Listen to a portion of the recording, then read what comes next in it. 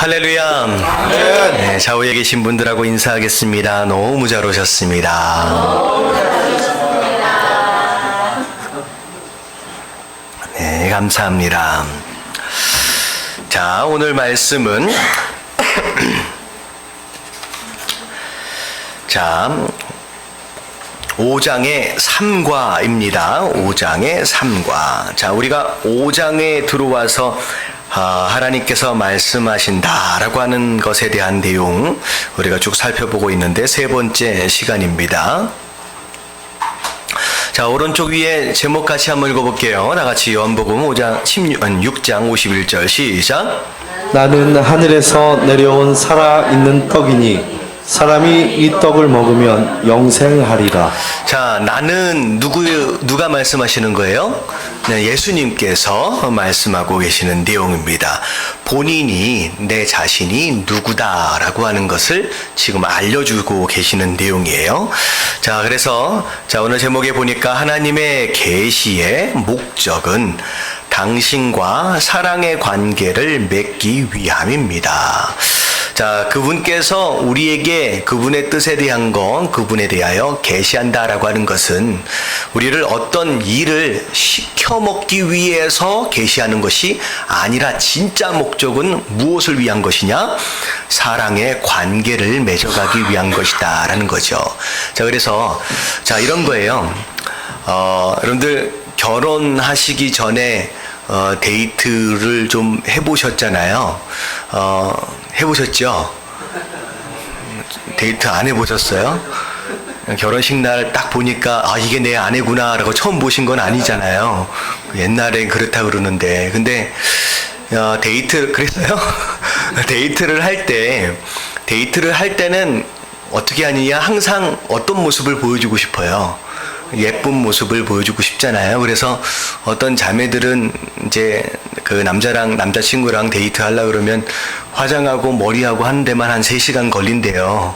그래가지고 그렇게 이쁘게 꾸미고 나가가지고 데이트를 하고 들어오고. 자, 근데 데이트하는 것으로만으로 그 사람이 어떤 사람이냐라고 하는 것을 과연 알 수 있겠느냐는 거죠. 절대 알 수 없습니다. 여러분들 하고 나니까 속았구나 라고 하는 걸 아셨잖아요. 내가 데이트했던 그 상대가 아닌 거예요. 살아보니까. 이게 데이트하는 것으로만은 그 사람에 대해서 자세히 알 수 없는 것처럼 하나님도 마찬가지예요. 하나님도 데이트하는 것으로만 하나님이 누군지 알 수 없습니다. 자, 이 얘기는 뭐냐면 진짜 그 사람이 어떤 사람인지를 잘 알려면 그 사람하고 함께 뭐 해보면 알아요. 살아보면 안다라고 하는 것을 조금 더 제가 방향을 이 말씀 쪽으로 틀어서 얘기하면요. 일해보면 알아요. 함께 무엇인가의 목적을 위해서 함께 동역해보고 함께 일해보면 이 사람이 어떤 종류의 사람인지가 알아진다는 거죠. 그래서 청년들끼리 함께 이제 신앙생활을 하다가 진짜 이 남자가 이 여자가 진짜 어떤 사람이냐라고 하는 걸 알려면 어디를 가보면 아느냐? 단기 선교를 한번 같이 가보면 알아요. 선교를 같이 가서 몸이 힘들어 보고 제대로 못 자보고 제대로 못 먹어보는 것을 일주일 이상 해보면 그동안 가리고 숨기고 덮어놓고 있던 이 본심들이 다 드러나게 돼 있습니다. 그래서 함께 일해보면 안다라고 하는 거죠. 근데 우리가 하나님을 깊게 안다, 정말로 하나님이 누구냐라고 하는 것을 진짜 알려면 하나님과 뭐 해보면 안다, 일해보면 안다는 거예요. 그래서 하나님께서 무엇으로 초대하시냐, 네가 나를 진짜 알려면 내가 하고 있는 일에 뭐하라? 참여해봐라는 거예요.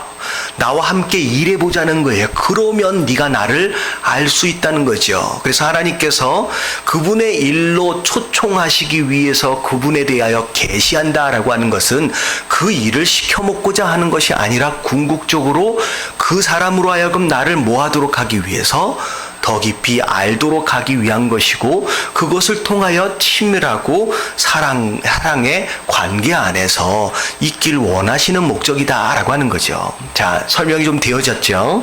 자, 그러면 오늘 제목이 뭐냐면 하나님은 계시하신다. 자, 계시라는 말의 뜻이 무엇이라고 말씀을 드렸습니까? 가려졌고 덮어져 있는 거, 비밀로 되어져 있던 것이 이제 드러난 거예요. 보여주신 것이죠. 바로 그게 이제 계시입니다. 자, 밑에 같이 한번 읽어봅니다. 하나님은 시작. 하나님은 자기 백성에게 말씀하세요. 그분이 말씀하실 때에 그분은 무엇을 계시하나요? 성경 전체를 보면 하나님이 말씀하실 때 그것은 자기 자신과 그분의 목적, 그분의 길에 대한 계시였어요. 하나님이 계시를 주시는 목적은 당신과 사랑의 관계를 맺기 위해서입니다. 자, 하나님께서 계시를 주신다라고 하는 것은 곧 하나님의 일로의 초청이라고 우리가 함께 배웠잖아요. 자, 근데 계시의 목적은 당신과 사랑의 관계를 맺기 위한 것입니다. 근데 오늘 말씀에 좀 중요한 것이 뭐냐면 뭐에 대해서 계시하느냐라고 하는 세 가지를 지금 얘기하고 있어요. 첫 번째, 뭐에 대해서 계시하시냐? 자기 자신에 대해서, 내가 누구냐라고 하는 거에 대해서 말씀하시고요. 그리고 그분이 어떤 계획을 가지고 계시는지에 대한 그분의 목적에 대해서 말씀하십니다. 자, 그리고 그 계획과 그 목적을 어떻게 이루길 원하시는지 그 길에 대해서도 하나님께서 말씀해 주신다라고 하는 거죠. 자, 그래서 오늘은 이 세 가지 부분들을 어떻게 성경에서 말씀해 주셨는지, 계시해 주셨는지라고 하는 것에 대해서 우리가 살펴보도록 하겠습니다. 자, 첫 번째, 다 같이 하나님은 시작. 하나님은 자신을 계시하십니다. 자, 하나님은 내가 누구냐라고 하는 거에 대해서 만나시는 순간 분명히 말씀하신다라고 하는 것이죠. 자, 그런 가운데 하나님은 성령을 통하여 당신에게 말씀하실 때에 자기 자신에 대하여 계시할 때가 많습니다. 그분은 자기 이름을 말씀하실 때도 있고요. 그리고 심지어 그분의 성품, 심지어 그분의 능력에 대해서 이제 말씀하실 때가 있다라고 하는 것이죠. 자, 그래서 맨 밑에 이제 내려가서 보면 창세기 17장 1절 말씀을 보면, 자, 이건 하나님께서 아브라함에게 나타나셨을 때에 하신 말씀입니다. 자, 같이 한번 읽어볼게요. 시작. 아브라함이 99세 때 여호와께서 아브라함에게 나타나서 그에게 이르시되 나는 전능한 하나님이라 너는 내 앞에서 행하여 완전하라. 자, 이건 아브라함에게 하나님께서 처음 나타나셨을 때 하신 말씀은 아닙니다. 처음 나타나셨을 때는 아브라함이 몇 살 때였느냐? 75세였지요. 지금 오늘 말씀을 보니까 99세다라고 하는 것은 이미 몇 년이 지나간 후에요. 24년이나 흘러간 상황 가운데, 자, 첫 번째 나타나셔서 말씀하셨을 때 하나님 뭐라고 약속하셨느냐? 자손에 대한 약속을 하셨는데, 자, 24년 정도가 흘러간 이 상황 가운데서 하나님께서 약속하신 것이 지금 이루어진 상태예요? 아니면 아직 안 이루어진 상태예요? 아직 안 이루어진 상태예요. 어쩌면 아브라함은 하나님의 약속을 받긴 받았지만, 자, 24년 정도 흘러간 상황 가운데, 마음 가운데 어떤 마음이 있을 수 있는 상황이에요? 나름대로 기대가 많이 부풀었다가 그 기대가 마치 풍선에 바람이 쫙 빠져나간 것처럼, 이제는 어떤 마음이에요? 언제쯤 되려나 라고 하는 기대마저도 쑥 떨어진 상황 가운데 되면 되고 안 되면 안 되지 라고 어떻게 보면 믿음이 많이 빠져나간 그 시점 정도라고 생각하실 수 있으면 되겠습니다. 그때 정도에 하나님이 다시 나타나신 거예요. 바람 쭉 빠져있는 상황 가운데 기운도 빠져있을 겁니다. 자, 그 상황 가운데 하나님께서 그분 자신에 대해서 뭐라고 설명하고 계시냐? 나는 누구다? 전능한 하나님이다 라고 말씀하시는 거예요. 자, 지금 하나님께서 아브라함을 위해서 굉장히 큰 특별한 계획을 지금 가지고 계시는데, 그 계획에 대해서 말씀하시기 전에 그분 자신에 대해서 소개하시는데, 그분 자신에 대해서 나는 전능하다라는 거예요. 어찌 보면 아브라함은 이미 나이가 많이 들어버렸고 사라도 이미 나이가 많이 들어버렸고 도대체 아이를 어떻게 낳을 수 있을 것이냐라고 하는 그런 마음 가운데 이제는 불가능하다라고 하는 마음이 더 지배적인 상황 가운데 하나님 뭐라고 말씀하시냐? 아니라는 거예요. 나는 전능한 하나님이다. 네가 생각하는 능력의 한계를 초월한 분이다라고 하나님께서 그분 자신에 대해서 소개하시면서 나타나시는 장면이 바로 이 장면입니다. 자, 그래서 하나님께서 자신에 대해서 뭐라고 소개하시냐? 나는 전능한 하나님이다라고 소개하고 계시죠. 자, 그 뒤에 말씀, 밑에 말씀을 보면, 자, 이 말씀은 레위기 19장 1절서부터 2절까지의 말씀인데, 자, 모세에게 나타나셔서 하신 말씀이에요. 다 같이 한번 읽어봅니다. 시작. 여호와께서 모세에게 말씀하여 이르시되 너는 이스라엘 자손의 온 회중에게 말하여 이르라. 너희는 거룩하라. 이는 나 여호와 너희 하나님이 거룩함이니라. 자, 이것도 마찬가지죠. 처음 나타나신 것은 아닙니다. 이미 몇 차례 이미 나타나셔서 함께 대화들이 있어진 가운데 하나님께서 이스라엘 백성들에게 특별한 어떤 계획과 어떤 목적들을 가지고 다시 또 나타나신 거죠. 자, 뭐라고 말씀하시느냐? 그분 자신에 대해서 나는 어떤 하나님이다? 예, 거룩한 하나님이다. 그러면 이거 거룩한 하나님이다라고 굳이 말씀하시는 이유는 그 다음에 하나님께서 말씀하실 그분의 목적이 자, 뭐하고 상관이 있다는 거예요. 거룩하고 상관이 있기 때문에 이 말씀을 하시는 거겠죠. 그래서 이 말씀도 그분의 거룩하심에 대해서 이제 소개를 하는 장면입니다. 자, 요한복음 6장 51절 다 같이 시작. 나는 하늘에서 내려온 살아있는 떡이니 사람이 이 떡을 먹으면 영생하리라. 내가 줄 떡은 곧 세상의 생명을 위한 내 살이니라 하시니라. 자, 예수님께서 말씀하시는 장면입니다. 다 예수님께서 내가 누구다라고 지금 소개하고 계시냐? 살아있는 떡이다. 자, 이 떡을 먹어야 뭐 할 수 있다? 영생할 수 있다. 자, 이 이야기는 그 당시 유대인들에게 하신 말씀이겠죠. 자, 그런데 이 영생을 얻는다, 굳이 살아있는 떡이다라고 소개하신 이유는 자, 이 이후에 하나님께서 예수님께서 하실 일이 뭐하고 관련되는 거예요? 영생하고 관련이 있기 때문에 지금 먼저 이 소개를 하시는 거겠죠. 자, 말라기 3장 6절부터 7절까지 말씀입니다. 자, 다 같이 시작. 나 여호와는 변하지 아니하나니 그러므로 야곱의 자손들아 너희가 소멸되지 아니하느니라. 만군의 여호와가 이르노라.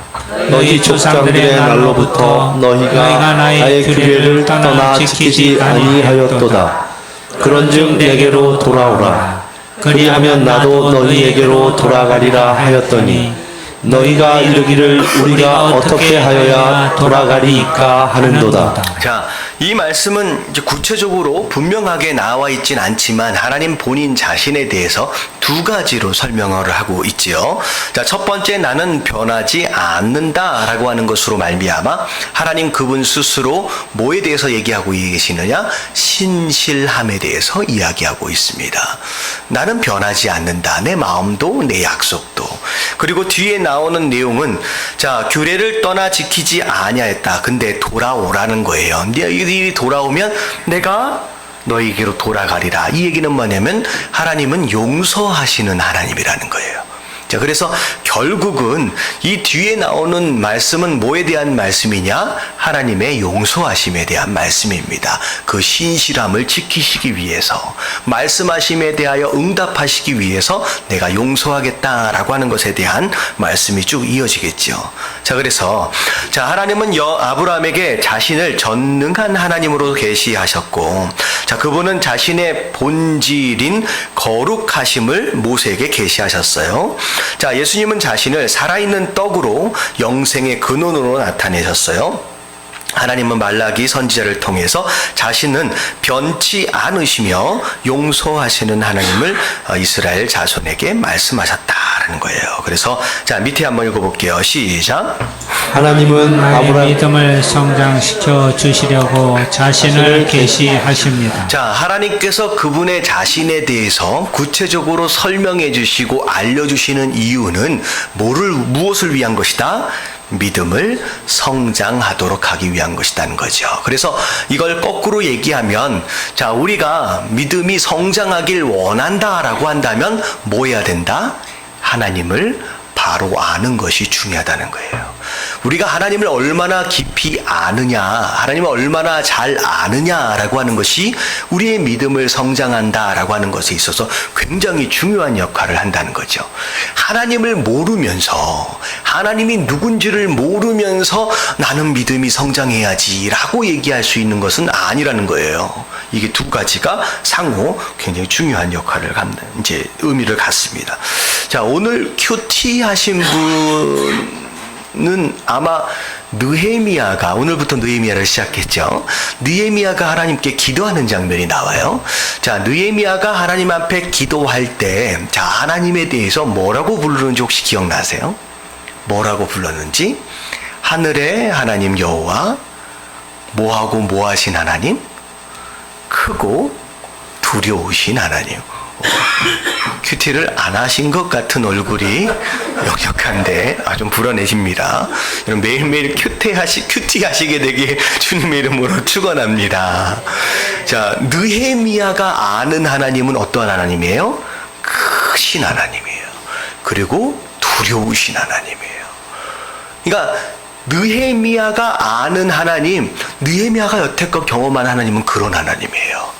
지금 느헤미야가 엄청나게 큰 문제를 하나님 앞에 가지고 나아갑니다. 무너져버린 성벽을 재건하고 불에 타버린 성문을 다시 세워놓기 위해서 굉장히 중요한 일을 지금 준비하고 있는데 하나님 앞에 기도하잖아요. 근데 이 엄청나게 큰 일, 엄청나게 큰 문제 앞에서 하나님을 뭐라고 부르냐? 크신 하나님이라는 거예요. 자, 무엇보다 크다는 거예요. 내가 만난 그 어떤 문제보다도 크신 하나님이라는 거예요. 내가 경험하고 있는 그 어떤 문제보다도 크신 하나님이다라고 고백하고 있는 것입니다. 결국은 내가 하나님에 대해서 어떻게 알고 있느냐라고 하는 것, 그것이 바로 그 신앙의 모습이라는 거예요. 현 주소라는 거죠. 여러분들이 하나님을 지금 어떻게 부르고 어떻게 알고 있느냐라고 하는 것이 매우 중요하다는 거예요. 그게 믿음의 성장에 직접적인 영향을 미친다는 겁니다. 자, 그래서 밑에를 한번 읽어볼게요. 하나님은 시작. 하나님은 어떤 사람을 자신의 역사에 참여시키고자 할 때 말씀하세요. 하나님은 그 사람이 믿음으로 응하는 것을 도우시려고 자신을 계시하세요. 그 사람은 하나님 자신이 말씀하시는 그대로의 하나님이며 말씀하신 그대로 행하시는 하나님임을 알 때 하나님의 인도에 더 잘 응할 수 있습니다. 네. 하나님께서 그분 자신에 대해서 계시하신다라고 하는 것은 그 다음에 반드시 무엇이 따라오느냐? 그분의 계획에 대하여 순종하는 것을 기대하신다는 거죠. 근데 그 순종은 반드시 무엇이 있을 때 가능하느냐? 믿음이 있을 때 가능해요. 근데 그 믿음이라고 하는 것은 어디에서 생기느냐?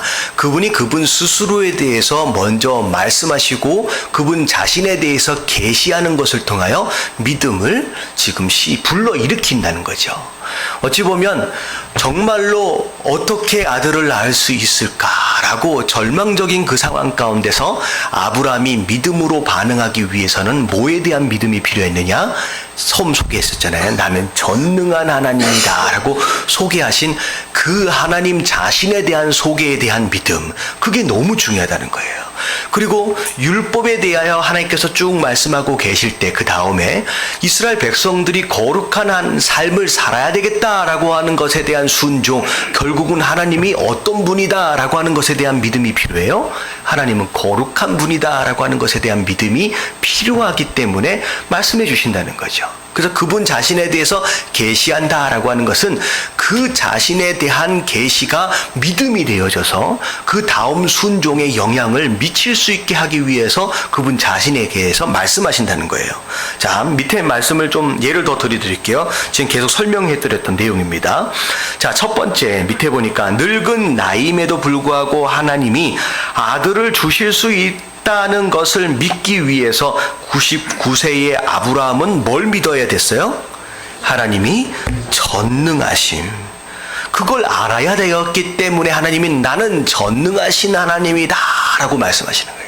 자, 모세를 통하여 하나님은 그의 거룩하심을 말씀하셨어요. 하나님의 백성들은 하나님이 거룩하시는 것다는 것을 믿어야 했어요. 그래야 그들 자신들도 어떻게 살 수 있다? 거룩함으로 그분에게 응할 수 있었기 때문이라는 거예요. 자, 그 다음 다 같이 시작. 하나님께로 돌아오면 용서받을 수 있다는 것을 백성들이 믿어야 했으므로 하나님은 말라기 선지자를 통해서 용서의 본질을 보여주셨어요. 나는 신실하신 하나님, 나는 용서하시는 하나님이다, 용서할 거다라고 말씀하시는 가운데 뭐라고 말씀하시냐? 죄에 대하여 회개하고 내게로 돌아오라는 거예요. 그 믿음을. 자, 그리고 마지막 시작. 유대인들이 영생을 얻게 하기 위해서 예수님은 자신을 영생의 근원으로 나타내셨어요. 네, 유대인들에게 있어서 가장 필요한 영생에 대한 숙제, 이 영생에 대한 숙제는 누구를 통하여 풀려질 수 있느냐? 바로 살아있는 떡 되어지신 예수 그리스도를 통하여서만이 가능하다라는 거죠. 그래서 내가 살아있는 떡이다, 내가 영생의 근원이다 라고 예수님 말씀하시는 거죠. 자, 이 예를 한번 들어드릴게요. 하나님께서 떨기나무에서 이제 모세를 처음 만나셨을 때, 자, 모세에게 대해서 내가 누구다라고 소개하셨어요. 자, 두 가지로 설명하셨죠. 첫 번째는 나는 아브라함의 하나님, 이삭의 하나님, 야곱의 하나님이다 말씀하셨고, 그 두 번째는 뭐였어요? 나는 스스로 있는 분이다 라고 말씀하셨습니다. 자, 이게 모세가 하나님을 처음 만났을 때 하나님께서 모세에게 자신에 대해서 말씀하신 거예요. 여러분, 이 두 가지 소개가 어떤 의미를 가질까요? 방금 이 얘기한 것처럼. 첫 번째, 나는 아브라함의 하나님, 나는 이삭의 하나님, 나는 야곱의 하나님이다 라고 말씀하신 그 이유가 무엇일까요? 예? 할렐루야. 이건 언약에 대한 얘기예요. 지금 나타나셔서 앞으로 해 나가실 구원의 역사는 다 무엇에 대한 것이냐? 내가 아브라함과 한 약속, 내가 이삭과 한 약속, 야곱과 한 약속을 내가 뭐 하기 위해서예요?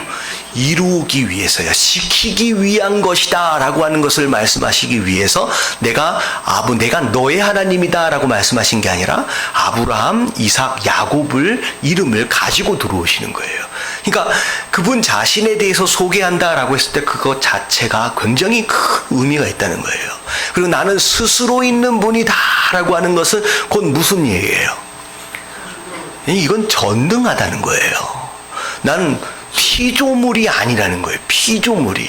피조물이 아니다라고 하는 것은 무슨 뜻이에요? 창조자라는 뜻이에요. 창조자라는 거예요.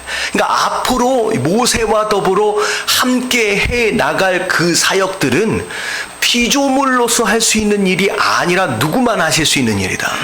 여러분, 창조주만이 하실 수 있는 일이라는 거예요. 그래서 역사적으로 그런 기적들이 없잖아요. 출애굽기에 나오는 10가지 재앙에서부터 시작해가지고 홍해가 갈라지는 역사, 바위가 터져가지고 물이 나오는 역사, 만나와 메추라기로 먹여 살리는 그 모든 역사는 이건 피조물, 돌 붙여갈 수 있는 일이 아니라 오직 모든 자연 만물의 원리와 자연 만물의 모든 것들을 아무렇게나 주무를 수 있는 누구예요? 창조주 하나님만 하실 수 있는 역사라는 거예요. 그래서 이것에 대한 소개는 결국은 이 이후에 모세가 무엇을 경험하게 될 것이냐? 창조주 하나님을 경험하게 될 것이다 라고 하는 것에 대한 예표라는 거죠. 그러니까 하나님이 나타나셔서 뭐라고, 내가 누구다라고 말씀하시는 이 소개 자체가 앞으로 있어질 내용들을 그대로 반영하고 있다라고 하는 것입니다. 자, 뭐 거의 다 설명이 된 것 같아요. 자, 밑에 내려가 볼게요. 자, 하나님은 자, 우리의 믿음을 성장시켜서 행동으로 옮기도록 하기 위해서 자신을 계시하세요. 당신은 하나님이 자신을 계시하실 때 주의를 집중해서 들을 필요가 있습니다. 이것이야말로 당신이 믿음의 갈등에 부딪힐 때 가장 중요한 것입니다. 선택의 상황에 이제 도달했을 때 갈등하게 되잖아요. 내가 순종할 것이냐, 아니면 지금 내가 있는 자리에 그냥 머물러 있을 것이냐라고 하는 것을 갈등할 때 하나님께서 그분 자신에 대한 계시에 대하여 우리가 어떤 시각과 어떤 믿음을 갖느냐라고 하는 것이 이 갈등 가운데서 빨리 벗어날 수 있는 길이다는 거죠. 자, 그래서 밑에 한번 읽어볼게요. 당신은 시작. 당신은 하나님이 말씀하시는 그대로의 하나님이심을 믿어야 합니다. 예, 나는 전능한 하나님이다 라고 말씀하셨다라고 한다면 99세의 이 할아버지 이 아브라함이 자기 자신 육신의 상황이나 자기 아내 사라의 모습을 보는 게 아니라 뭘 보고 뭘 믿어야 되는 거예요. 내가 전능한 하나님이다 라고 말씀하신 그걸 믿어야 된다는 거예요. 그걸. 자, 그리고 다음 당신은 시작. 당신은 하나님이 하신다고 한 대로 하실 수 있는 분이심을 믿어야 합니다. 네, 내가 그렇게 하겠다라고 말씀하셨다라고 한다면 하나님은 그렇게 하실 수 있는 분이다라고 하는 것을 믿어 드릴 수 있을 때 그때 우리가 갈등에서 빨리 벗어날 수 있다라는 거죠. 우리의 이해와 우리의 어떤 상식을 초월하여서. 자, 그 다음 시작. 당신은 당신의 생각을 이런 믿음의 기초에서 조정해야 합니다. 자, 하나님 말씀하실 때 내가 경험한 바로는, 내가 이해되어진 바로는 도저히 불가능한 상황이다 라고 하는 생각이 이 안에 있는 거예요. 근데 하나님 말씀하시는 딱 순간 믿음으로 반응한 것으로 말미암아 빨리 뭘 조정해야 된다? 우리 안에 이미 들어와 있었던, 하나님이 계시하기 전서부터 들어와 있었던 이 생각들을 빨리 조정할 필요가 있다라고 하는 거죠. 여러분, 이 조정이 되어지지 않으면 순종이 불가능한 거예요. 내가 너를 사람 낚는 어부가 되게 하리라 라고 말씀하셨어요. 그러면 그렇게 될 것이다 라고 하는 것을 빨리 믿어버리면 되는 거예요. 그래야 빨리 조정이 가능한 것이지, 에이 나는 물고기나 잡으면 살란다 라고 하는 내 생각과 내 계획이 빨리 조정되지 않으면 이 베드로는 제자가 돼요, 안 돼요? 될 수가 없게 된다는 거죠.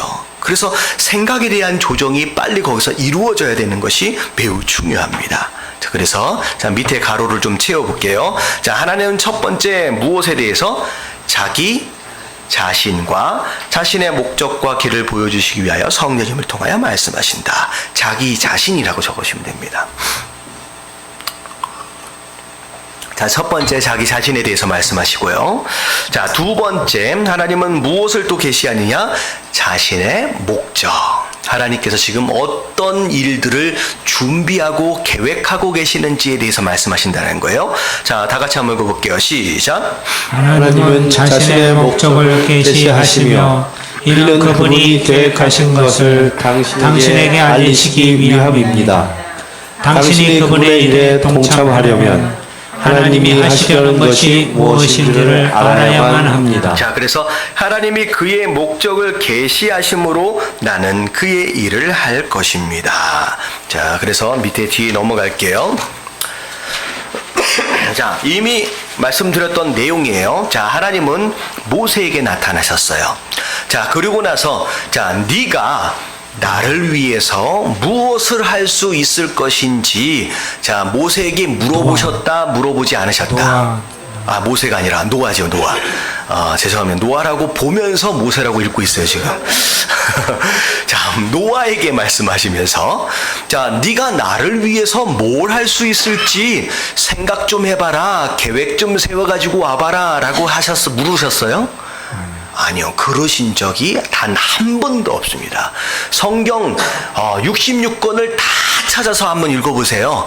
하나님께서 함께 일하신 사람들 예를 들었을 때 그 어떤 누구에게도 자, 네가 나를 위해서 뭘 할 수 있을지 한번 생각해봐라. 한번 계획 좀 세워가지고 와봐라. 그리고 세워가지고 오면 야, 이거 괜찮네. 아, 이거 가지고 되겠느냐. 여러분들 이런 식의 대화가 66권의 성경 안에 한 번이라도 있었습니까? 없었습니까? 없었어요. 근데 재밌는 건 뭐냐면 우리는 항상 그렇게 생각해요. 내가 하나님을 위해서 뭘 할 수 있을까라고 하는 것을 우리 스스로 막 무엇인가를 막 꿈을 꾸고 막 준비해보고 막 뭔가를 한다는 거죠. 아니에요. 단 한 번도 성경에서는 그런 적이 없었다는 거죠. 놓아보고 준비하라고 말씀하신 적이 없어서 물으신 적이 없었다는 거예요. 자, 하나님은 자신이 앞으로 무엇을 하려는지를 보여주셨어요. 그냥 나타나서 내가 이런 계획을 세웠는데 이런 준비를 했는데 자, 그래서 그러고 나서 모세에게 그냥 알려주신 거예요. 자, 아니 모세가 아니라 노아에게 알려주신 거예요. 자, 하나님은 무엇을 하려는지를 아는 것이 얼마나 중요한지 몰라요. 자, 하나님이 무엇을 하려고 하시는지 아는 것이 매우 중요하다는 거죠. 자, 노아가 시작. 노아가 하나님을 위해 하려고 계획했던 것들은 정말로 가치가 없는 것이었어요. 하나님은 세상을 멸하려고 하셨습니다. 하나님은 홍수에서 살아남은 사람들과 동물들을 다시 세상에 번성케 하는 일에 노아를 사용하고 싶어 하신 것입니다. 결국은 우리가 무엇인가를 계획을 세워서 그것이 이루어지는 그런 패턴이 아니라 하나님께서 우리에게 그분의 일에 대해서 계시해 주시고 그 일들에 순종하는 것을 통하여 그분의 일이 이루어지는 거예요. 그렇기 때문에 가장 중요한 건 뭐냐면 그분이 어떤 계획과 어떤 생각을 가지고 계시는지에 대해서 아는 것이 너무 중요하다는 거예요. 그분이 어떤 계획을 가지고 계시는지 모른다라고 한다면 우리는 한 발자국도 전진할 수가 없는 상황이 되는 것이요. 무슨 얘기인지 아시겠죠? 자, 그래서 이와 비슷하게 하나님이 아브라함에게 오셔서 말씀하셨을 때도 마음에 어떤 목적을 가지고 계셨어요. 이미 하나님이 계획을 가지고 계셨대요. 자, 하나님은 자신을 위하여 뭘 세우려고 하셨어요? 나라를 세우기로 작정을 하셨습니다. 이 아브람, 어찌 보면 아브람 그 대의에서 이루어지지는 못했지만 하나님께서 앞으로 400년, 500년, 600년 지나가고 난 뒤에 이루실 그 계획들을 지금 미리 아브람에게 다가오셔서 말씀해 주신 거죠. 자, 그랬을 때 하나님은 자신을 위하여 아브라함을 통해 자신의 목적을 이루려 하셨다라는 거죠. 자, 이런 이치가 성경 전체를 통하여 우리가 볼 수 있습니다. 사사들을 통하여, 다윗을 통하여, 선지자들을 통하여, 제자들, 심지어 바울 등등 하나님은 무언가를 하고자 할 때에 주도권을 잡으시고 그 종들에게 오셨다. 자, 제가 잠깐 지나가면서 보면서 떠오르는 게 있어요. 아, 내가 뭔가를 하고 싶습니다 라고 얘기했다가 아니다, 그건 누가 대신할 거다라고 얘기되어진 적이 한 번 있죠. 다윗을 딱 보니까 제가 생각이 났어요. 딱 한 번이었어요. 어찌 보면 다윗이 하나님, 제가 당신을 위해서 뭘 지어드리고 싶다. 성전을 지어드리고 싶다는 거예요. 이건 누구에서부터 생각이 난 거예요? 다윗으로부터 나온 겁니다. 이건 어떻게 보면 성경 안에서 처음 시작한 처음인 것 같아요. 근데 그대로 됐어요? 아니라는 거예요. 선지자는 그 얘기를 들었을 때, 당신 뜻대로 하십시오 라고 얘기했지만 하나님께서 바로 알려주시잖아요. 아니다, 너를 통하여 할 것이 아니라 누굴 통하여 할 것이다? 너의 아들 통하여, 너 솔로몬을 통하여 할 것이다 라고 하나님께서 말씀하셨죠. 어떻게 보면 먼저 생각한 것 같지만 또 그것을 또 이루어 가시는 분은 또 하나님이세요. 그렇게 이루어지지는 않았다는 거죠. 무슨 얘기인지 아시겠죠? 자, 그래서 주도권을 하나님께서 잡으신다라고 하는 게 매우 중요합니다. 하나님은 그의 목적과 계획을 계시하기 위해 말씀하십니다. 그리고 나서 하나님은 그들을 참여시키시고 그들을 통해 목적을 이루신다라는 거예요. 자, 아모스 3장 7절 다같이 시작. 주 여호와께서는 자기의 비밀을 그 종 선지자들에게 보이지 아니하시고는 결코 행하심이 없으시리라. 자, 이 말씀을 거꾸로 얘기하면 하나님께서는 반드시 그의 종 선지자들에게 뭐 하시고 나서 보여주시고 나서 계시하시고 나서 반드시 그분의 일을 행하셨다라고 하는 거죠. 이게 하나님께서 그분의 일을 하시는 방법입니다. 자, 이와는 대조적으로 자, 우리는 하나님을 위해 무엇을 할 것인지를 놓고 꿈을 꿉니다. 자, 그리고 나서 우선순위를 우리 마음대로 정해놓는다는 거죠. 그리고 그것에 따라 자, 장기 계획을 세웁니다. 자, 중요한 것은 우리가 처한 곳에서 하나님이 무엇을 계획하고 계시느냐 하는 것과 하나님이 어떻게 우리를 통해 그것을 이루실까 하는 것이다. 시편 기자가 우리 계획과 목적에 대하여 뭐라고 했는지 한번 살펴보자. 자, 시편이 어디 갔지? 자, 이 밑에 있네요. 자, 그냥 잠언서부터 볼게요. 잠언 말씀. 자, 다 같이 시작. 사람의 마음에는 많은 계획이 있어도 오직 여호와의 뜻만이 완전히 서리라. 예, 사람들마다 많은 계획들을 마음 가운데 품고 살아간다는 거예요. 꿈이다, 비전이다, 여러 가지 다양한 모습들로. 근데 참 재밌는 건 뭐냐면 뭐만 이루어진다? 오직 여호와의 뜻만, 하나님이 계획하신 것만이 이루어진다라는 거죠. 자, 그리고 시편 33편 10절부터 11절까지 시작. 여호와께서 나라들의 계획을 폐하시며 민족들의 사상을 무효하게 하시도다. 여호와의 계획은 영원히 서고 그의 생각은 대대에 이르리로다. 자, 나라가 계획을 세웠다라고 한다면 얼마나 철저하게 계획을 세웠겠느냐는 거죠. 민족들이 함께 뭐 했어요? 사상을 세웠다라고 한다면 얼마나 그들의 지혜를 모았겠느냐는 거예요. 근데 하나님께서는 그 계획과 그 사상을 어떻게 하신다? 무효화시킨다는 거예요. 하나님 앞에서는. 오히려 어떻게 된다는 거예요? 오직 하나님 여호와의 계획만이 영원히 서갈 것이고 그의 생각만이 대대에 이를 것이다 라는 거예요. 그래서 중요한 건 뭐냐면 나름대로 열심히 계획을 세우는 것도 의미가 있을 수 있지만 여러분 그 계획을 세우는 것보다 더 중요한 것이 뭐냐? 하나님의 계획과 하나님의 뜻을 아는 것이 너무 중요하다는 거예요. 그래서 우리가 기도할 때 항상 이것을 위해 기도할 필요가 있습니다. 아무리 10년짜리 20년짜리 계획을 다 세워놓는다라고 할지라도 그게 하나님의 뜻이 아니다라고 한다면 뭐 한 거예요 여태껏? 그냥 헛수고한 거예요.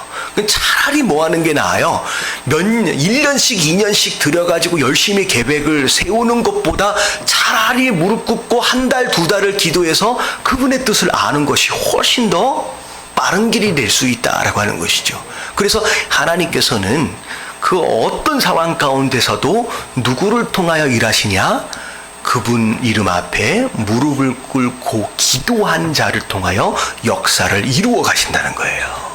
오늘 느헤미야 말씀도 마찬가지예요. 그 엄청난 일들을 느헤미야를 통하여 이루어 가세요. 느헤미야가 계획을 세우는 사람이 아닙니다. 느헤미야는 뭐 하는 사람이었어요? 기도하는 사람이었잖아요. 성벽이 무너졌다. 성문이 불탔다. 제가 저녁 때가 되면 단어가 잘 안 떠올립니다. 성문이 불탔다라는 소식을 딱 듣는 순간 이 느헤미야가 가장 먼저 했던 게 뭐예요? 무릎 꿇고 기도했어요. 여러분 몇 달 동안 기도했는지 혹시 아세요? 여러분 내일 말씀을 보면 4달을 기도합니다. 하나님은 어떤 사람을 사용하시느냐? 열심히 지혜를 모아서 계획을 잘 세운 사람하고 하는 게 아니라 일하시는 게 아니라 기도하는 사람이에요. 기도하는 사람에게 그분에게 말씀을 그분의 계획을 알려주시는 것으로 하신다는 거죠. 여러분 내일 보면 또 말씀이 나와요. 딱 그 왕한테 딱 4달 만에 응답하세요. 4달 만에. 딱 만나가지고 딱 했을 때 네가 도대체 뭐 때문에 근심하느냐라고 물어보잖아요. 그랬을 때 느헤미야가 딱 그 순간 했던 게 뭐예요? 아직 내일 거니까 모르시잖아요. 기도했어요. 그 짧은 순간에 하나님 하고 기도해서 하나님 제가 근데 너무 신기한 게 뭐냐면 내일 새벽 예배에 못 나오실 분들이 많아서 제가 말씀을 드리는 겁니다. 왕 앞에서 성벽이 무너진 것과 성문을 불탄 것에 대해서 얘기할 때 그것을 수리하고 재건할 거에 대해서 얘기하는데 막힘이 없이 뭐가 필요하다가 쫙 나와요. 여러분들 이게 뭐 했기 때문이에요? 여러분 기도했기 때문이에요. 여러분 이건 기도한 자의 능력입니다. 왜 4달 동안 그렇게 길게 기도하러 가셨을까? 그럼 4달 동안 기도하면서 뭐 했을 것 같아요? 똑같이 하나님 들어주세요 이 얘기했을까요? 아니에요. 마음으로 하나님께서 주신 그 마음으로 또 꿈을 꾼 거예요. 하나님 이 성벽이 재건되어지고 이 성문이 다시 세워지기 위해서 하나님 어떻게 해야 합니까? 하나님 지혜를 주셔서 그것으로 4달 동안의 계획이 세워지는 거예요. 여러분 이 계획은 이 느헤미야가 세운 게 아니라 누가 세운 거예요? 하나님이 세우신 것을 그대로 고스란히 4달 동안 주신 것입니다. 여러분 역사적으로 한번 보세요. 누구를 통하여 일하시나? 여러분 똑똑해서 계획을 잘 세운 사람이 아니라 기도한 사람을 통하여 하나님이 일하신다는 거죠. 자, 밑에 볼게요. 자, 하나님의 목적대 우리의 계획. 자, 여러분들 계획이 있어요, 없어요? 여러분 계획이 있어요. 나름대로 계획이 있는데 딱 하나님께서 계시해 주시는 순간 뭐가 충돌하느냐? 하나님의 계획과 내 계획이 맞아요, 틀려요. 틀릴 때가 너무 많다는 거예요. 오히려 거의 10번 중에 몇 번이라고 얘기해야 되나? 9번, 10번이 다 틀린 경우가 많습니다. 그럴 때 중요한 게 뭐냐면, 뭐 해야 돼요? 내 계획을 빨리 내려놔야 돼요. 이게 굉장히 중요합니다. 자, 밑에 내용을 좀 보면, 자, 하나님은 자의로 정한 계획을 따르지 않고 매일매일 하나님을 따르기를 원한다. 내가 계획을 한 달치, 1년치, 10년치를 잘 세워놨다라고 한다면 세워진 계획만큼 내가 달려갈 거 아니에요. 자, 그 계획 세워진 대로 달려가고 있다라고 한다면 자, 하나님 앞에 물어볼 필요나 하나님 앞에 기도할 필요가 있어요, 없어요? 없어요. 알려주신 것이 어떻게 보면 하나님께서 계시해 주신 것이 굉장히 멀리 알려주신다라고 한다면 거기까지 우리가 달려가는 동안 기도하거나 하나님 앞에 물을 필요가 없어지게 되는 거예요. 그렇게 되면 그동안 나는 하나님과 교제를 합니까? 못합니까? 못하는 거예요. 그래서 하나님께서 멀리까지 가르쳐 주시지 않고 매일매일 조금씩만 가르쳐 주시는 이유는 뭐냐면 하나님은 이 일을 하는 과정을 통하여 너와 내가 뭐 하고 싶다는 거예요. 같이 교제하고 싶다는 거예요. 그래서 우리에게 조금씩만 가르쳐 주는 거예요. 우리 마음에서는 한 10년치를 확 가르쳐 준 다음에 됐습니다. 그러면서 막 달려가면 너무 싫을 것 같잖아요. 더 빨리 갈 것 같고. 근데 중요한 건 뭐냐면 거기까지 달려가는 게 중요한 게 아니라 가는 과정이 하나님 앞에는 더 중요하다는 거죠. 그래서 얼만큼 자주 나와 교제할 수 있는가라고 하는 것을 위해서 멀리 안 가르쳐 주시는 거예요. 그럼 되게 죄송한 얘기지만 제가 예담교회 목사로서 10년 뒤, 20년 뒤 여러분들 멀리 제가 비전이나 계획들을 세워놨을까요? 안 세워놨을까요? 여러분 안 세워놓으면 리더가 아니죠. 세워놓긴 했습니다. 근데 저는 철저하게 제가 세운 그 계획과 그 비전을 신뢰하지 않아요. 그건 물론 기도하고 했지만 그렇게 이루어지실지 아니면 저는 뭘 더 기대하느냐? 제가 생각해 놓은 그 계획보다 하나님은 더 좋은 것으로 이루어 주실 것이다 라고 하는 것에 대한 믿음이 더 강하지 절대 제 계획을 신뢰하지는 않습니다. 왜냐하면 제가 많이 살아보지는 않았지만 제가 여태껏 경험했던 하나님은 그런 분이세요. 제가 말씀드렸잖아요. 제가 99년도에 유학을 갔을 때 제 방에는 이만한 와이트보드가 2개가 걸려 있었어요. 거기에는 10년치 계획이 쭉 그려져 있었습니다. 쭉 그려져 있었어요. 심지어 내가 어느 학교 어떻게 가고 거기 안에서 무슨 학점을 무슨 과목을 어떻게 맡고 이것까지를 굉장히 세부적으로 계획을 쭉 세워놨어요. 근데 그게 맞는 건 줄 알았거든요. 근데 그걸 믿었고 거기에 맞추려고 굉장히 애를 썼는데 어느 순간 하나님께서 은혜를 주시는 가운데 이게 아니라는 거예요. 이게 아니라는 거예요. 그래서 어떻게 했느냐? 제가 여기 안에서 거의 10분의 9를 다 지워버렸습니다. 그리고 나서 당장 오늘 나에게 허락하시는 내가 걸어갈 만큼의 계획들만을 세워가면서 갔어요. 그랬는데 너무 감사한 게 뭐냐면 제가 10년치 계획을 세워놨던 그것보다 상상도 어떻게 보면 비교할 수 없는 하나님의 계획들이 있으셨고 그 계획들이 지금 이루어져 가고 있는 것들을 보고 있습니다. 저는 예담교회를 향한 하나님의 계획과 하나님의 꿈, 하나님의 비전은 우리가 상상할 수 없는 것이다라고 하는 거예요. 여러분 내 계획을 신뢰하지 마십시오. 여러분 계획을 아예 세우지 말라는 게 아니에요. 여러분 그 계획에 맞추려고 그걸 너무 의지하지 말라는 거예요. 하나님은 그거보다 더 큰 것들을 가지고 계신다라고 하는 거예요. 여러분 그것을 믿어드릴 수 있어야 된다는 거예요. 자, 그래서 만약 계획은 우리가 세우고 세부 사항으로 하나님의 뜻을 알려고 한다면 이렇게 생각할 거예요. 자, 이제 우리가 어디로 가고 있는지 어떻게 가는지를 알겠다는 거예요. 그러면 이제 일을 완수할 수 있겠구나. 저기까지 가면 되니까. 그리고 나서 우리는 매일매일 친밀하게 유지해야 할 뭘 잊어버려요? 하나님과의 관계를 잊어버리는, 내가 계획을 세워놓은 거기까지 하나님과 더 이상 교제하지 않고 하나님께 더 이상 묻지 않는 상황이 벌어진다는 거예요. 자, 우리의 계획을 다 같이 시작. 우리의 계획을 실천하다가 하나님과의 관계를 잇는 것입니다. 하나님은 영원한 사랑의 관계를 위해서 우리를 창조하셨어요. 우리 인생은 하나님이 일하시는 것을 경험할 수 있는 절호의 기회입니다. 우리가 계획을 딱 픽스되어져 있는 계획을 딱 설정해 놓고 그것을 위해서 달려가만 가고 있다라고 한다면 우리는 가장 중요한 하나님과의 교제를 잃어버리게 된다는 거예요. 그것이 바로 하나님을 경험할 수 있는, 우리가 이 땅을 살아가면서 하나님을 경험할 수 있는 어찌 보면 유일한 기회인데 그것을 송두리째 다 잃어버리게 된다는 거죠.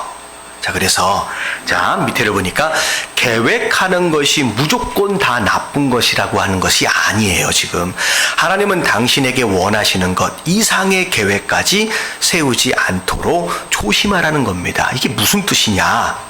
자, 언제라도 원하시면, 자, 여기서부터 줄 치세요. 언제라도 원하시면 하나님이 당신의 계획에 간섭하시고 진로를 조종하시도록 뭐하라? 허락하라는 거예요. 여러분 이게 앞서가지 않는 성도의 모습입니다. 내가 계획을 아예 세우지 말라는 게 아니라 언제든지 하나님께서 내가 세워놓은 그 계획에 개입하실 수 있고 그분 마음대로 조종할 수 있게끔 우리 스스로 하나님 앞에 허락해야 된다는 거예요. 하나님, 나는요 저걸 위해서 이만큼을 준비해놨는데요 왜 갑자기 저걸 하라 그러면 지금까지 내가 한 게 뭐가 되겠습니까? 라고 하나님과 뭐 하지 말라는 거예요. 하나님과 싸우지 말라는 거예요. 아, 하나님의 계획이 이거였습니까? 아, 이제 알겠습니다. 그럼 바로 조종할 줄 아는 그 태도와 그 마음의 자세가 있는 것, 그게 바로 하나님보다 앞서가지 않는 자의 모습이라는 거예요. 자, 하나님이 원하시는 시간에 당신에게 말씀하시는 것을 항상 들을 수 있도록 하나님과 가까운 관계를 유지해야 합니다. 자, 오늘 배우는 내용들 가운데 가장 중요한 핵심적인 내용일 것 같아요. 마음껏 조종하실 수 있도록 우리가 허락해 드려야 돼요. 왜냐하면 우리의 삶의 주인은 누구시기 때문에? 하나님이시기 때문에. 그분이 마음껏 변경하셔도 좋은 것입니다. 자, 그래서 두 번째 하나님은 자기 자신과 자기의 목적에 대해서 이제 보여주신다라는 거죠. 여러분 블랭크를 채우시면 됩니다. 자기 자신과 자신의 목적.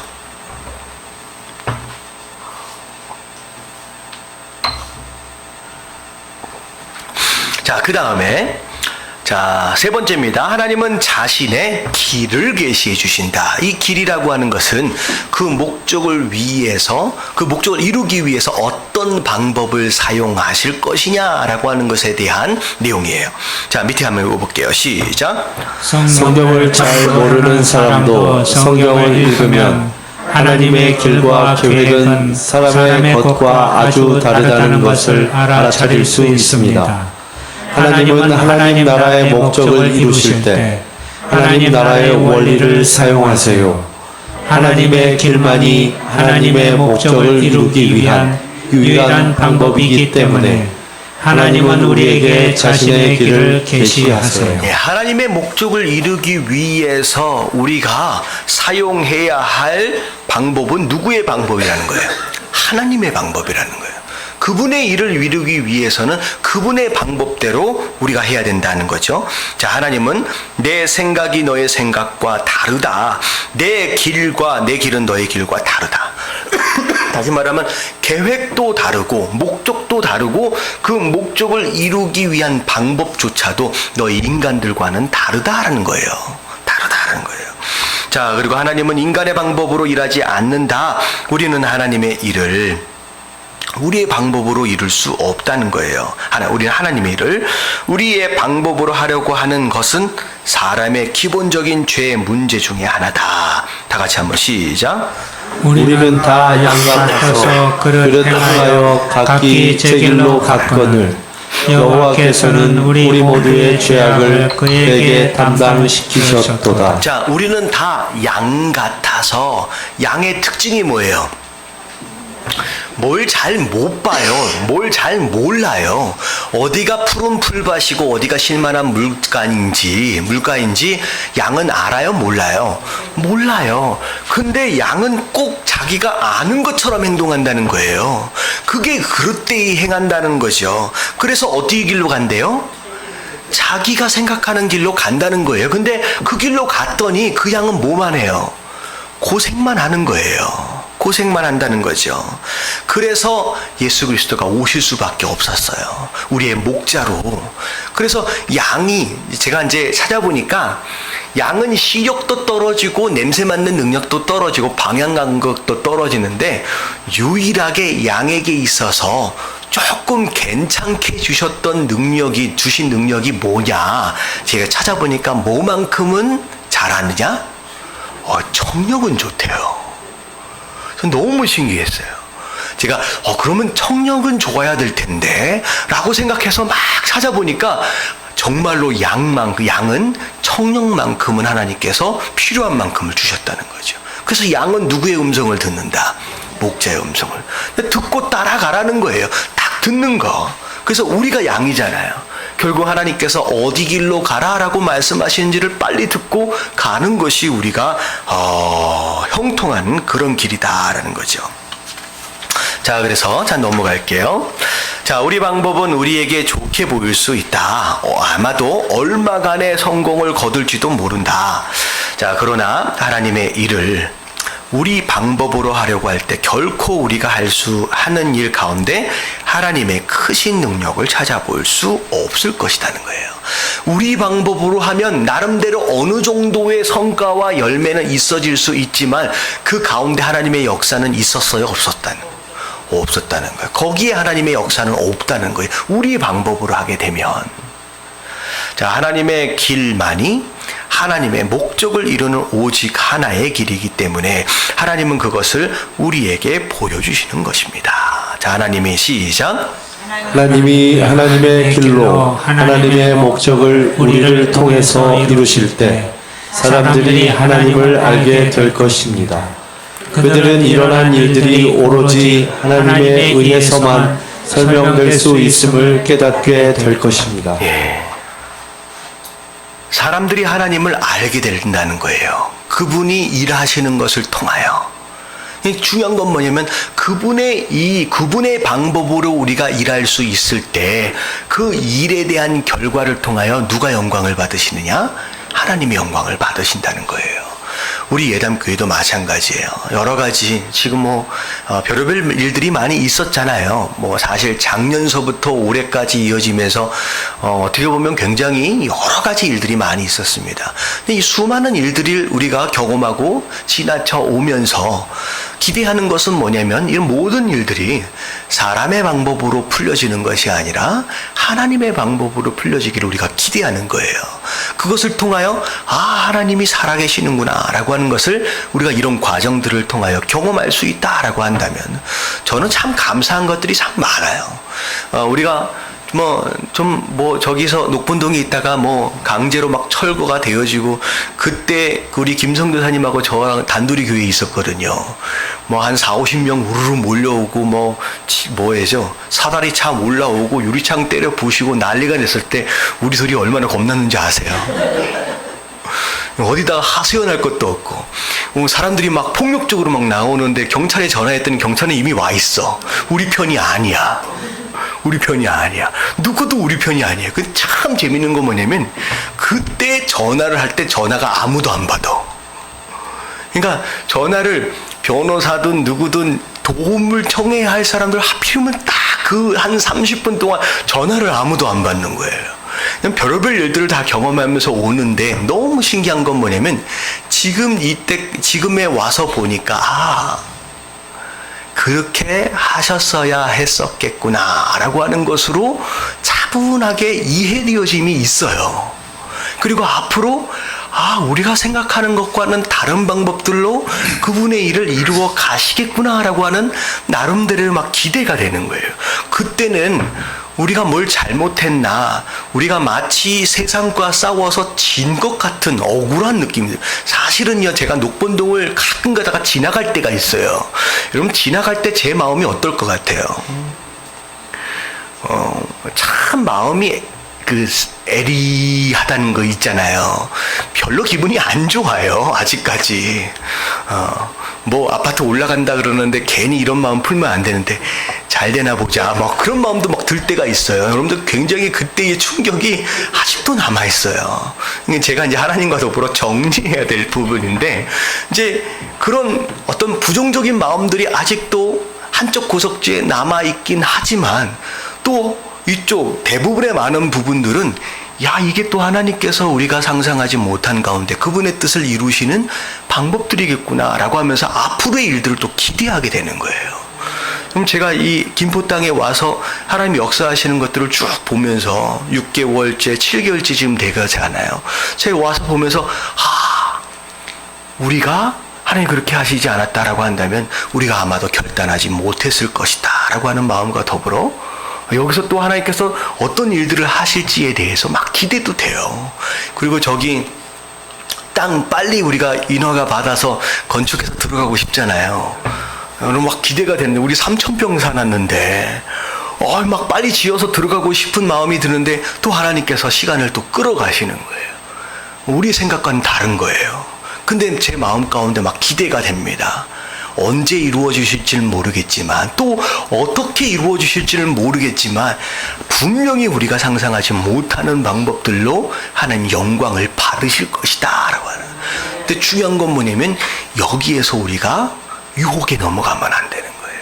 어떤 유혹이 있어요? 빨리 이루어내고 싶다라고 하는 유혹이 있는 거예요. 그랬을 때 우리 마음 가운데 어떤 생각이 들어와요? 하나님의 방법이 아닌 사람의 방법을 사용하고 싶은 유혹들이 오는 거예요. 여러분 그 방법을 사용하면 돼요, 안 돼요? 여러분 그 방법들을 사용했을 때 눈에 보이는 가시적인 성과들이 있어질 수 있을 것 같고 잠시 잠깐 빨리 무엇인가를 얻어낼 수 있을 것 같고 그렇게 될 수도 있어요. 그렇게 하는 교회들도 있잖아요. 근데 중요한 건 뭐냐면 그렇게 했을 때 하나님의 영광을 받으시겠느냐는 거예요.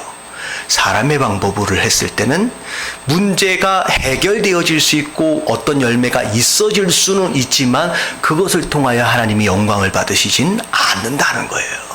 그래서 제가 철저하게 하나님 다른 것은 다 제쳐놓고라도 이 성전이 세워지는 것만큼은 하나님이 영광 받으시길 원합니다 라는 거예요. 여러분 하는 이런 유혹에 넘어가면 안 되는 거예요. 여러분 그렇게 우리 예담교회는 세워져야 하는 줄로 믿습니다. 여러분들 이 젊은 목사가 그런 유혹이 없을 것 같아요. 우리 박동은 성도님 얘기하시는데 전화가 온대요. 조금만 지어주면 금방 된다고. 그렇게 될 수 있거든요. 근데 제 마음 가운데 이거는 유혹이라는 거예요. 하나님의 방법이 있다는 거예요. 할렐루야. 예, 저는 기대합니다. 자, 예수님은 제자들에게 예수님 제자들 거기 한번 읽어볼게요. 시작. 예수님은 제자들에게 하나님 나라의 방법을 보여주셨어요. 예수님은 그들에게 군중을 먹이라고 하셨어요. 그들의 반응은 이 사람들을 그냥 집으로 보내세요 였습니다. 예수님은 하나님 나라의 원리를 사용하셔서 그들을 앉히시고 먹이시고 몇 강주리의 음식을 남기셨어요. 그들은 하나님 아버지의 기적을 목격했습니다. 얼마나 대조적입니까? 제자들은 하마터면 사람들을 빈손으로 배고프게 보낼 뻔했습니다. 하나님은 자신의 사랑과 능력을 모든 사람들 앞에서 나타내셨습니다. 이 같은 사건을 통해서 예수님은 많은 사람들을 하나님 아버지께로 인도하셨어요. 이런 놀라운 기적들은 제자들의 생애 가운데 여러 번 일어났어요. 그들은 하나님 나라의 일을 하기 위해서는 하나님 나라의 원리에 따라 움직여야 함을 배워야 했습니다. 그래서 하나님의 길, 하나님의 방법으로 일했을 때 누가 영광을 받으세요? 하나님이 영광을 받으십니다. 그게 성도가 살아가는, 그게 교회가 세워지는 방법이라는 거죠. 자, 이처럼 하나님의 방식으로 하나님의 목적이 이루어졌을 때 그분이 영광을 받으십니다. 당신은 하나님 나라의 방법으로 하나님 나라의 일을 하는 것을 배워야 한대요. 다 같이 시작. 우리가 올라가서 야곱의 하나님의 전에 이르자 그가 그의 돌을 가지고 우리에게 가르치실 것이니라. 우리가 그의 길로 행하리라. 자, 여호와의 산에 올라가요. 여호와의 전에 이르자. 뭐 하러 올라간 거예요? 여러분 기도하고 예배하러 올라간 거예요. 그래서 우리 교회는 일하는 방법이 무엇을 통하여? 예배와 말씀과 기도를 통하여 일을 하는 겁니다. 자, 이게 우리 교회가 일하는 방법이에요. 세상 사람들이 예배한다고 일이 이루어지냐? 아니요. 예배 드리면 일이 이루어집니다. 그게 하나님의 방법이에요. 자, 무엇이 기준이에요? 이 세상의 논리와 세상의 가치가 아니라 말씀이 기준인 거예요. 그게 우리가 살아가는 방법이에요. 자, 무엇을 통하여? 기도를 통하여서요. 우리가 일하는 방법입니다. 이게 하나님의 방법이라는 거예요. 자, 그래서 밑에 있는 내용들은 이게 이 블랭크를 잘못 해놨어요. 길이라고 하는 것에 이제 채워놓으면 됩니다. 그래서 하나님은 자기 자신 첫 번째, 두 번째는 자기의 목적, 세 번째 길. 그렇게 알려주십니다. 자, 마지막 페이지를 가면 줄 쳐서 이렇게 서로 연결하는 데가 있습니다. 자, A를 읽어보면 거꾸로 읽어서 이제 줄 치면 되겠죠. 자, A 다 같이 시작. 하나님은 내가 어떻게 하나님만이 하실 수 있는 일을 이룰 수 있는지 알기 원하시기 때문에. 자, A는 어느 쪽으로 연결돼야 될 것 같아요? 밑에 답 나와 있어요. 자, 하나님의 길에 대한 내용입니다. 어떻게 하나님만이 하실 수 있는 일인지 자, 그리고 B 한번 읽어볼게요. 시작. 하나님이 무엇을 하시는지 알고 내가 하나님의 일에 동참하기를 원하시기 때문에. 뭐에 대한 내용이에요? 하나님의 목적에 대한 내용입니다. C 시작. 하나님은 내가 하나님이 말씀하신 그대로 하시는 분이라는 것을 믿는 믿음을 갖기 원하시기 때문에. 자, 뭐예요? 하나님 자신에 대하여 계시한다는 거죠. 자, 하나님을 경험하는 삶을 처음 배우기 시작했을 때, 이 부분은 그냥 나중에 그때 가서 읽어보시면 되고요. 자, 그냥 정리할게요. 자, 왼쪽 밑에 보면, 자, 1번서부터 읽겠습니다. 시작. 하나님의 계시의 목적은 당신과 사랑의 관계를 맺기 위함이다. 예, 일 시켜 먹으려고 하시는 게 아니에요. 그분에 대하여 알게끔 하시기 위해서예요. 사랑의 관계. 자, 2번 시작. 하나님은 나의 믿음을 성장시켜 주시려고 자신을 계시하신다. 내가 하나님에 대해서 얼마나 깊게 자세히 아느냐라고 하는 이 지식이 내 믿음을 성장하게 하는데 굉장히 중요한 키가 됩니다. 자, 3번 시작. 하나님은 내가 그분의 일을 할 수 있도록 자신의 목적을 계시하신다. 네, 나보고 계획을 세우라고 말씀하신 적이 없지요. 하나님의 계획을 말씀해 주신다라고 하는 거예요. 자, 우리가 계획을 세울 수 있습니다. 근데 중요한 건 뭐냐면 하나님이 말씀하셨을 때 과감하게 내가 세운 계획을 수정하거나 조정하는 것을 하실 수 있도록 우리가 뭐 해야 된다? 하나님께 허락해 드려야 된다. 마음대로 조정하실 수 있도록. 자, 4번 시작. 하나님은 내가 그분의 목적을 이룰 수 있도록 자신의 길을 계시하신다. 자, 하나님의 방법으로만이 하나님의 목적을 이룰 수 있습니다. 절대 유혹에 넘어가면 안 돼요. 조금 빠를 수 있어요. 조금 더 가시적으로 볼 수 있지만 그건 중요한 게 아니라는 거죠. 하나님의 방법으로 그분의 일들이 이루어질 때 그 일을 통하여 하나님이 일하실 수 있고 그 하나님의 일하심을 인하여 누가 영광을 받으세요?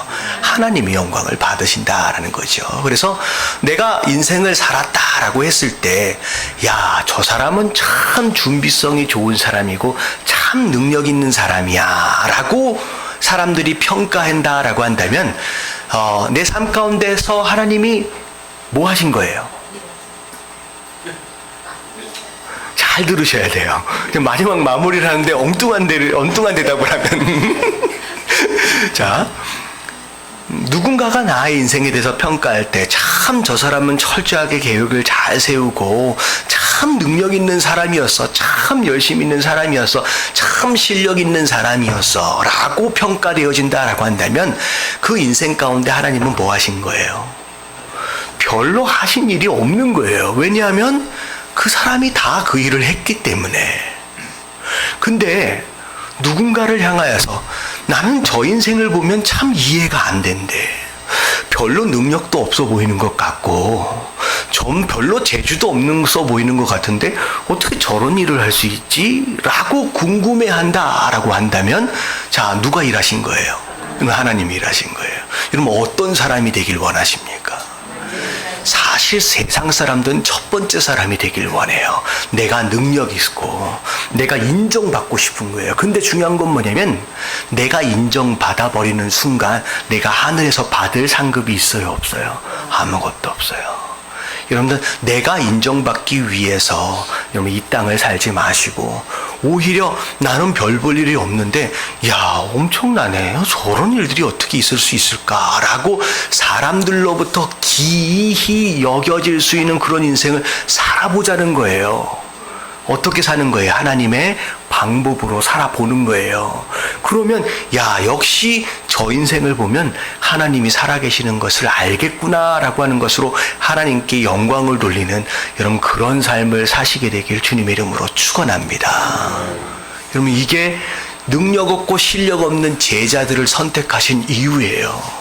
그 당시 서기관들과 대제사장들, 바리새인들을 선택하셔서 그들을 사용하지 않으시고 저기 시골 촌동네에 어부들을 사용하신 이유 중에 하나예요. 바리새인들과 서기관들과 대제사장들이 베드로와 요한이 이야기하는 것을 보고 뭐라 그래요? 저게 갈릴리 촌놈 아니었냐? 도대체 저런 얘기가 저 입에서 어떻게 나올 수 있느냐라고 기이히 여겼다라고 얘기하잖아요. 여러분 그런 인생을 살아볼 수 있는 저와 여러분들 되시길 주님의 이름으로 축원합니다. 자, 기도합니다.